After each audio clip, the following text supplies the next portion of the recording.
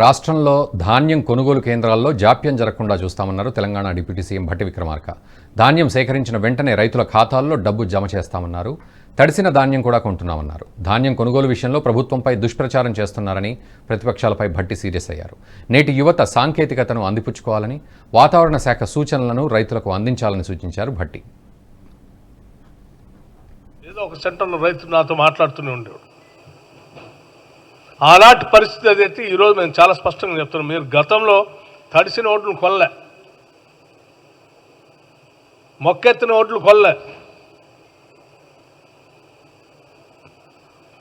అటువంటి పరిస్థితి ఇప్పుడు లేకుండా మేము బై ఛాన్స్ ఇన్ని చర్యలు తీసుకున్నప్పుడు కూడా అకాల వర్షం సడన్గా ఏదైనా వచ్చి అక్కడ ఉన్న రైతులు అప్పటికప్పుడు ఏమైనా చేసుకోలేకపోతే తడిస్తే కూడా తడిసిన ధాన్యాన్ని కూడా ఎంఎస్పితో కొంటామని చెప్పాం. ఎక్కడా ఒక్క గింజ కూడా వదిలిపెట్టమని చెప్పాం.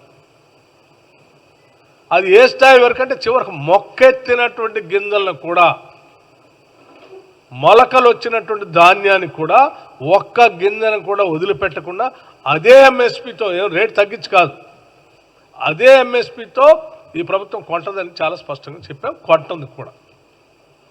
ఏ రైతు ఆందోళన చెందొద్దని మేము చాలా స్పష్టంగా రైతులకు చెప్తా ఉంటే మీరు ఆ పక్కన తడుస్తూ ఉన్నాయి, రైతులు అన్యాయం అయిపోతూ ఉన్నారు అని వాళ్ళని భయపెట్టి భయభ్రాంతులు గురి చేసి ఒక రకమైనటువంటి ఒక ఉద్రిక్త వాతావరణం, రైతుల మనసుల్ని ఆందోళన చెందేటట్టుగా చేసే పరిస్థితి మంచిది కాదు. దయచేసి మీరు మీ ఆనందం కోసం రైతులను ఇబ్బంది పెట్టకండి.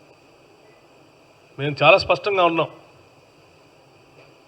ఎన్ని లక్షల మెట్రిక్ టన్నులు పండినా చివరి గింజ వరకు ఈ రాష్ట్ర ప్రభుత్వం కొంటది, తడిసినా కొంటది, మొలకలెత్తినా కూడా అదే ఎంఎస్పీ రేట్తో కొంటది. మీరు నెలల తరబడి కొన్నటువంటి ధాన్యానికి డబ్బులు ఇచ్చేవాళ్ళు కాదు. మేము కేవలం 3 రోజుల్లో రైతు అకౌంట్లోకి డబ్బులు వేస్తాం. నెలల తరబడి రైతులకు డబ్బులు ఇచ్చేవాళ్ళు కాదు. మేము 3 రోజులు రైతులు ఆ ట్రక్ షీట్ పట్టుకొని మిల్లర్లు.